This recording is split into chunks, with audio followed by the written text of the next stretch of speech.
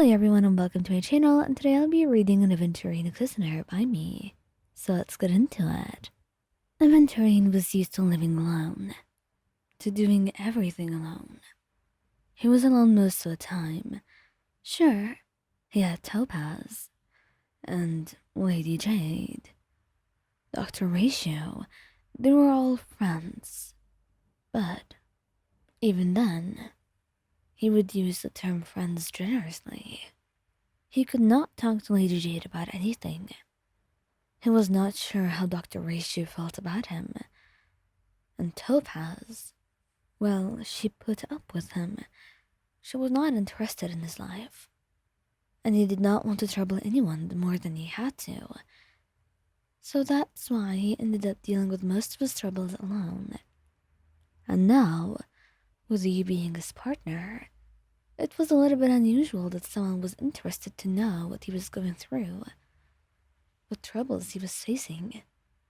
It was unusual that someone even cared.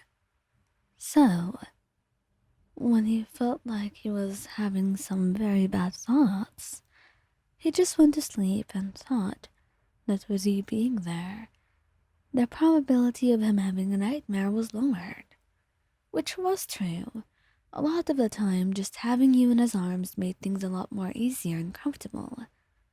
He could close his eyes and feel at peace, and most of the time, he would get no nightmares.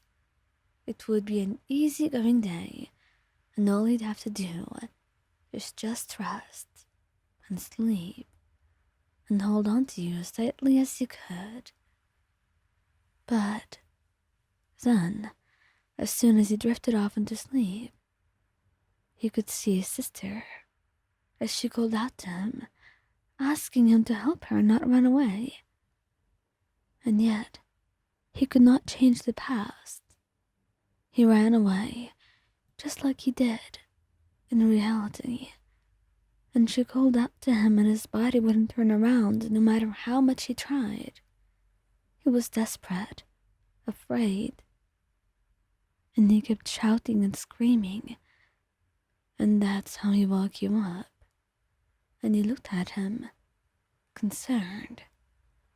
Aventurine, dear, please, just wake up. You're just having a nightmare, I promise. Come on, wake up, darling. He whispered gently, putting a hand on his shoulder. And he kept crying and screaming. And as he tried to shake him gently from the dream, he sat up, looking at you with wild eyes, like he was preparing to hit you, his body trembling, and his breath shaky and fast. You put your hands up, taking a step back. Aventurine, it's me. Just me. Come on, I'm not going to hurt you. He looked at you, and eventually, his breaths became slower and more even. And you came closer, slowly as not to spook him. You're all right. You're safe. I promise. Lion, you don't know what I saw. You wouldn't understand. I saw. It's fine. Whatever you saw, I don't have to know about it if you don't want to tell me. There is no reason to force yourself. You already look pained enough thinking about it. But if it would help, I'm here to listen. You wrapped an arm around him gently, your movements slow, as you did not want to startle him. And you watched your every move, which you let him. You couldn't blame him for how scared he was, how suspicious he was of everything. Those nightmares he must have had, they must have been painful, terrifying, and awful and cruel, just like the rest of his early life.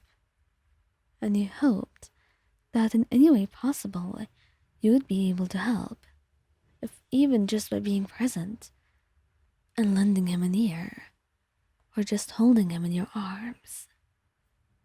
He wrapped his arms tightly back around you, burying his face into your neck, and he was still trembling as you ran your hand down his back, rubbing it gently, trying to soothe him. You're okay, I promise. Whatever happened in your dream, it was just that, a dream. And if it was a little bit too real for you, I'm sure that you're strong enough, Aventurine. You're here. Whatever happened in the past can't be changed. But I promise you, nobody blames you for what you did. I don't. And I'm sure your family does not either. You did your best. And I'm proud of you for surviving and living. That's enough for me. He looked into your eyes, his dual-colored irises, wide and perhaps shocked. It pained you just how shocked he was that you cared, when in reality, this should be the least of what he expects. Leon, do you think she doesn't hate me? Who? Who are you talking about? My sister. I ran. She told me to run, but I should have known. I should have known that I wouldn't see her again. Maybe there was something I could have done. Maybe there was. Aventurine. She told you to run. She knew there was no chance for her, and if you stayed, you wouldn't be here either. I don't know what the best course of action was, but you were a child. She loved you. I'm sure she would never hate you. She would never hate you as long as you were alive. As long as you did your best to protect yourself and to cherish this gift that she gave you. You promise? You think that? Really? I'm sure of it. She'd be happy that you're here. And for now, she'd also be happy that you have someone who cares for you. So come on. Just rest. Don't think too much. You've done your best, Aventurine. Okay? Please, just trust me on that. He stayed quiet for a little bit, and then he nodded, hugging you tighter and closing his eyes as he rested his head on top of your chest.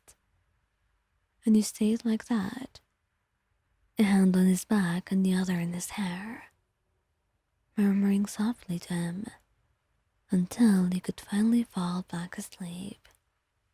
You knew you'd be here for him for as long as he needed you, no matter how difficult things may get.